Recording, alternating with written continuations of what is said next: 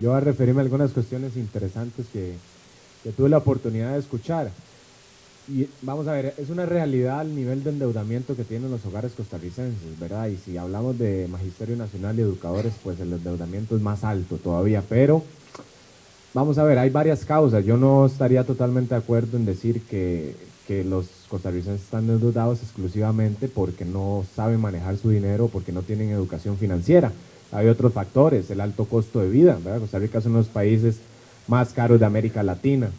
Nos acaban de aprobar un plan fiscal que va a encarecer en muchísimo más de lo que habían prometido durante la aprobación el costo de vida y el agua, la luz, los pasajes de bus, de taxi, todo eso que nos dijeron que no iba a aumentar por el IVA porque estaban exonerados, resulta que los costos asociados no los exoneraron, entonces todos esos, agua, luz, etcétera, van a aumentar de precio, ¿verdad? Hablemos de las grandes garroteras de este país que le prestan a la gente sin ningún tipo de capacidad de pago, ¿verdad? Hablemos de Credomatic con tasas de interés del 50, del 60%.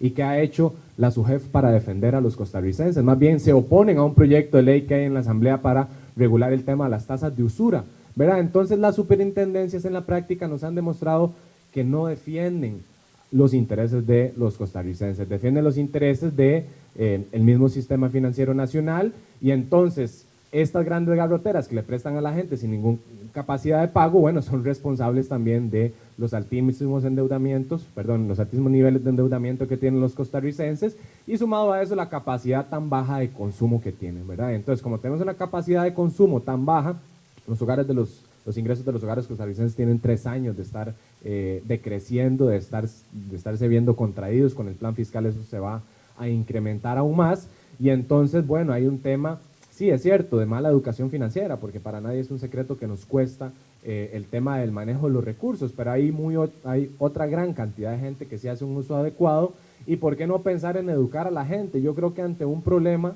la educación siempre es la respuesta, ¿verdad? Y por eso es que desde aquí estamos promoviendo precisamente eso, campañas de educación provisional, para que la gente que tiene la oportunidad de retirar el ROP, si así es que se aprueba el texto de ley, pues por lo menos conozcan el margen de acción, el abanico de opciones que podrían tener en dado caso de una reinversión concreta al ROP, o si a bien lo tienen en su decisión, pues que utilicen el dinero en lo que mejor les plazca, ¿verdad? Pero por lo menos la ANDE y la Asociación Nacional de Educadores responsablemente les brindó las herramientas que ellos necesitan para poder hacer una reinversión correcta. Ya ellos, si deciden no hacerla, o utilizar el dinero en vivir, que a un final de cuentas, y es la lógica de mercado de la que yo estoy tratando de salirme, a un final de cuentas lo que queremos es vivir, ¿verdad? Y si queremos usar la plata para irnos de viaje y vivir esa experiencia que nunca vamos a poder vivir con 10,000 colones al mes, pues ¿por qué no hacerlo? ¿Verdad? Pues ¿por qué no hacerlo? Porque hay que poner nuevamente el sistema financiero, las operadoras, las pensiones en función de la gente, no en función del mismo sistema financiero,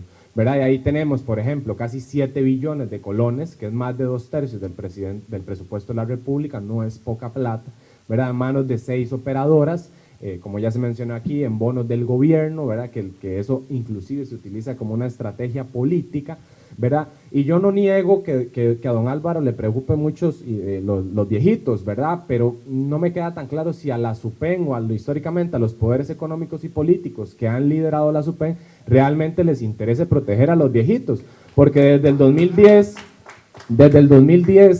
tenemos tasas de rendimiento de referencias muy por debajo de las que hay realmente, ¿verdad? Desde el 2010 tenemos pensiones calculadas con expectativas de vida irreales. ¿Y qué ha hecho la SUPEN durante todo ese tiempo para que esas pensiones sí, verdad, complementen? Porque vea, y se lo digo de una forma muy sencilla, ni siquiera necesitamos un proyecto de ley en la Asamblea Legislativa. Vía reglamento se podrían hacer las modificaciones paramétricas y estructurales que se necesitan para aumentar esas pensiones complementarias y que de verdad complementen una vejez digna. ¿Por qué tiene que recurrirse a un proyecto de ley? Bueno, porque no existe la voluntad política para cambiar el reglamento y hacer las cosas en pro de los afiliados. Entonces tienen que recurrir a un proyecto de ley para establecerlo vía ley, para hacer algo que se podría hacer vía reglamento, ¿verdad? Inclusive. Entonces aquí es un tema de voluntades políticas y es un tema de que la SUPEN y la SUGES y las superintendencias y el CONACYF siguen siendo un órgano político y siguen siendo un órgano económico que defiende intereses de sectores económicos muy poderosos que a un final de cuentas, y cierro con el tema del plan fiscal, los grandes beneficiados del plan fiscal fue nuevamente el sector financiero, sectores agroexportadores que tienen, esto no es del 2010, esto no es del 2000 cuando se creó el ROP, tenemos 35 años de estar sufriendo las políticas neoliberales en favor de una pequeña minoría política y económica de este país y en perjuicio de las grandes mayorías y los trabajadores de Costa Rica. Muchas gracias, don Douglas.